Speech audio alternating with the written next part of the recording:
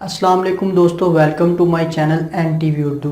अगर आप नई इंटरटेनमेंट से भरपूर वीडियोस देखना चाहते हैं तो अभी कर दीजिए चैनल को सब्सक्राइब और दबा दीजिए साथ मौजूद बेल आइकन ताकि आपको हमारी वीडियोस मिलती रहें। चलिए शुरू करते हैं वीडियो को। एक बादशाह के दौरे हुकूमत में खूब महंगाई हुई। वाम बड़ी बहादुर थी, इसने महंगाई बर्दाश्त कर ली। बादशाह बड़ा हैरान हुआ कि आखिर लोग महंगाई के खिलाफ एहतजाज क्यों नहीं करते। कोई जलसा नहीं होता, कोई जुलूस नहीं निकलता। आखिर एक दिन बादशाह ने तंग आकर पुलिस को हुक्म दिया कि वो बाजारों में खड़े हो जाएं और लोगों को 2-2 जूते फी कस के हिसाब से मारे। आखिर चंद दिनों बाद लोगों ने एहतजाज शुरू कर दिया।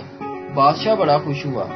फिर इसने जुलूस के शुरका में से एक वफ्द से मुलाकात की और इनसे इनका मुतालबा पूछा तो जवाब मिला, बादशाह सलामत, आपने जो पुलिस चौराहों में खड़ी की है इससे हमारा टाइम बहुत जाया होता है। बराए मेहरबानी हर गली के कोने में पुलिस की तादाद बढ़ा दें ताकि हमारा वक्त बचे। एक आदमी का गुजर जंगल से हुआ तो ये देखकर हैरान रह गया कि बेचारा शिकारी एक जंगली रीछ से गुत्थम गुत्था है।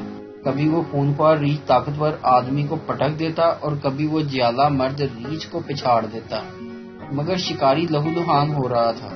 कुछ ही दूर उस शिकारी की बीवी बंदूक हाथ में पकड़े हुए तमाशा देख रही थी।